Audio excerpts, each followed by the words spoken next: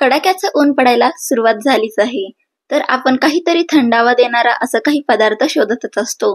तर मंडळी, आज मी आपल्यासोबत शेवयाचा फ्रूट कस्टर्डची रेसिपी शेअर करत आहे.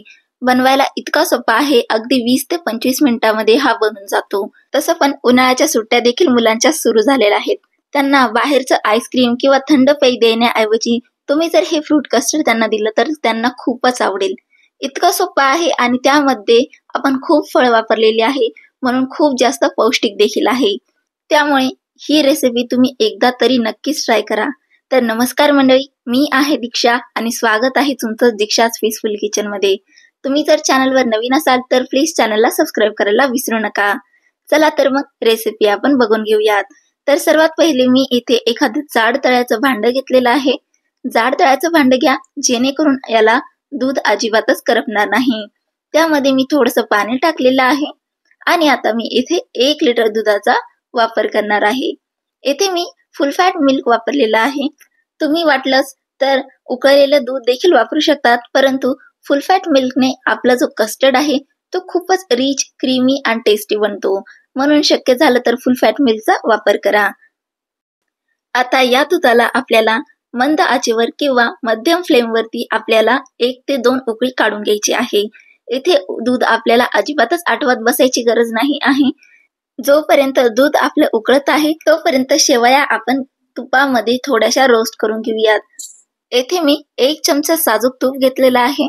शक्य झालं तर तुपाचाच वापर करा, तेलाचा वापर येथे टाळा, कारण की तेलाचा इथे थोडासा वास येऊ शकतो. आता यामध्ये मी अर्धा कप शेवया टाकत आहे.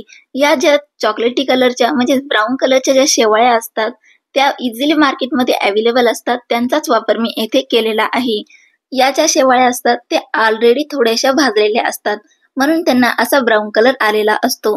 इथे आपल्याला अजिबातच याला भाजत बसण्याची गरज नाहीये. अगदी 1 ते 2 मिनिटासाठी आपण याला तुपामध्ये परतून घेणार आहे, जेणेकरून तुपाचा जो फ्लेवर आहे तो आपल्या शेवयांमध्ये मस्तपैकी उतरून जाईल. गॅसची फ्लेम ही मंद ठेवायची आहे, नाहीतर शेवया ह्या खूप नाजूक आहेत, त्या इथे करपू देखील शकतात. आता यांना मी 2-3 मिनिटं रोस्ट केला आहे. यामध्ये बघू शकतात याच्या कलर मध्ये अजिबात थोडासा देखील चेंज झालेला नाही आहे, म्हणजेच आपल्या शेवया एकदम परफेक्ट आहे. आता या शेवयांना आपण दुधामध्ये काढून घेऊयात. दूध देखील येथे 2-3 उकळीवर आलेलं होतं. आता यामध्ये आपण लगेचच शेवयांना टाकून घेऊयात.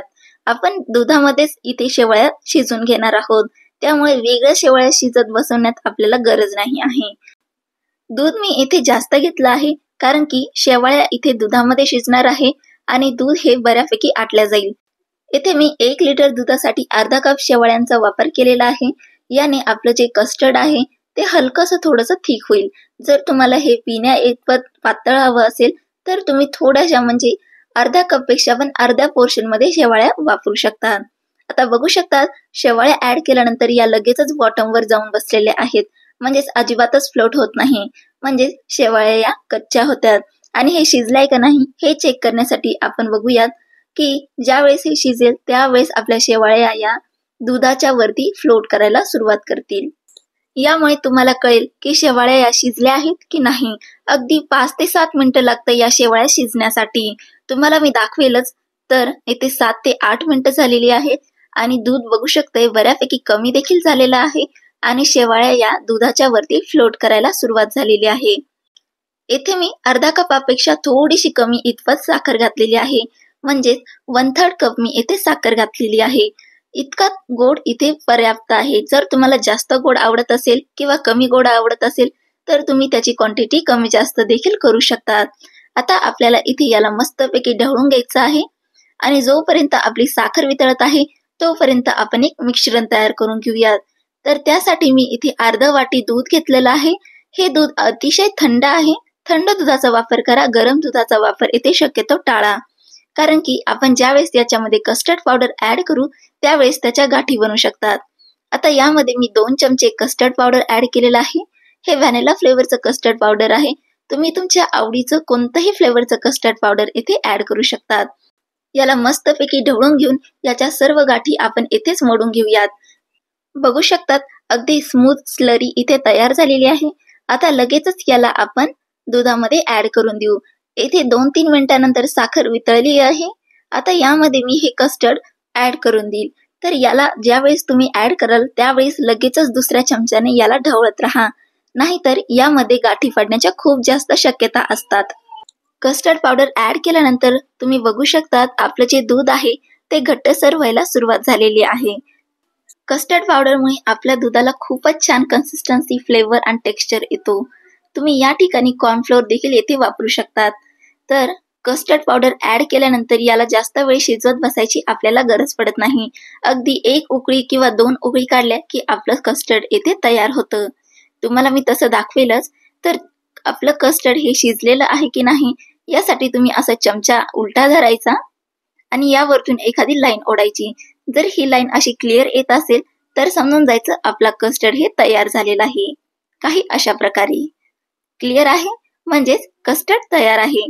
आता याला आपण 1-2 मिनिटासाठी उकळी काढून घेऊयात आणि याला असंच थंड करून ठेवून देऊयात.